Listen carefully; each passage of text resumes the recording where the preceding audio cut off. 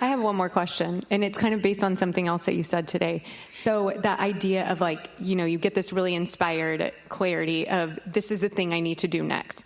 And sometimes that happens to me, and I'm, like you mentioned, I go really fast. So I'm like, yes, this is the thing. I'm going to make this public declaration that this is the thing that I'm going to do.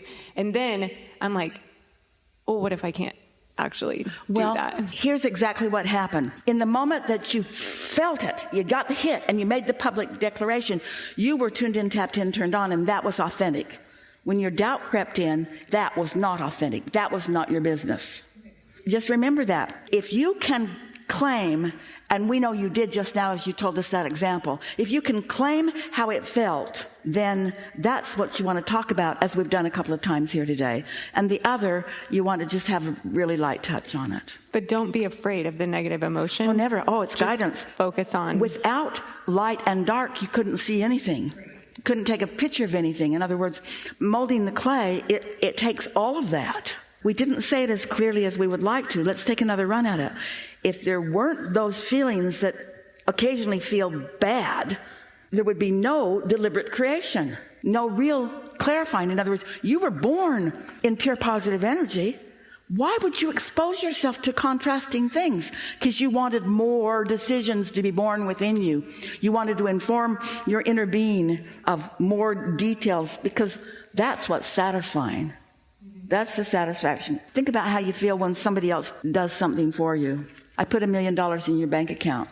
Take it easy. Thank you very much, you might say, but it's not nearly as satisfying as you watched it grow because of decisions that you made as you went along the way. And humans, you do this to each other. You answer questions that others aren't asking.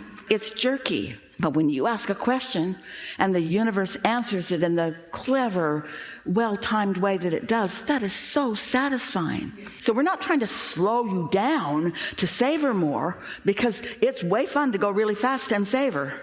You don't have to slow down at all. And something that will really help you, if something's happened, and it's easy to think, well, if this hadn't happened, then that wouldn't have happened, and if you hadn't done that, then that wouldn't have happened. It's really easy to see after the fact where the wrong turns were. But if you practice this clear knowing, it's always working out for me, and nothing's ever going wrong, and that brought clarity, and clarity is what I'm all about, and everybody's doing the best that they can do from where they stand, and this is a really good team attraction that we've got going on, and nothing's going wrong here, and there's nothing serious going on, and just talk yourself right back into alignment, and then there's no slowdown at all. The key is to catch what doesn't feel good in the early subtle stages, and catch what does feel good and just milk it and prolong it and make it last longer and longer and longer and longer, because that's how the momentum goes that way. An old analogy that we've used for a long time is, if you're on a train and let's say it's going really fast towards something unwanted, and you say, I want it to stop all of a sudden and go that way, it won't. It's got to slow down, and then it's got to speed up. But this isn't the case with you. Your train's going really fast in the direction of what you want. When you really want something and things are moving in the direction of it, and then for a moment in time some uncooperative thing happens, you take it hard. So you make a bigger deal out of it than it is. Make a bigger deal out of something that was none of your business. Make all the big deals about what is your business, and those all really feel good. Mm-hmm. Yeah. There's a whole lot unfolding for you.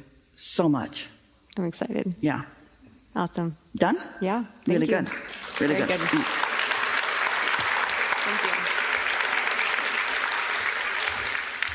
Esther often tells a story of driving past a small amusement park in Utah, and her grandson, really little at the time, had gone there to play. And every time they drove past it after that, he said, "Best park ever." That's how we feel about this gathering today.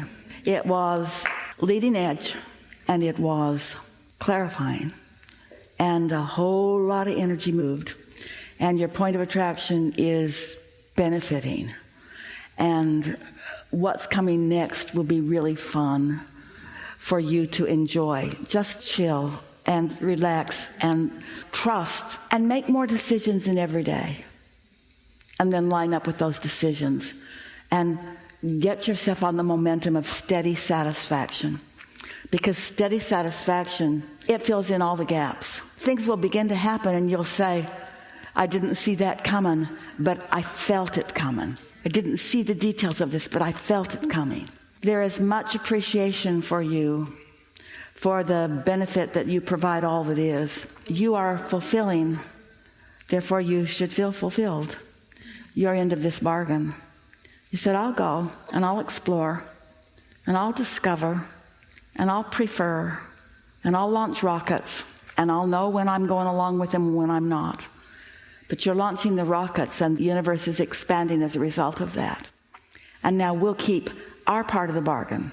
We'll continue to remind you that you get to have the fun of what you've set into motion. You didn't set it into motion for someone else. You set it into motion for your own personal satisfaction. And when you know that, you'll have worthiness on steroids figured out. There's great love here for you. And for now, just for a little while, we are complete.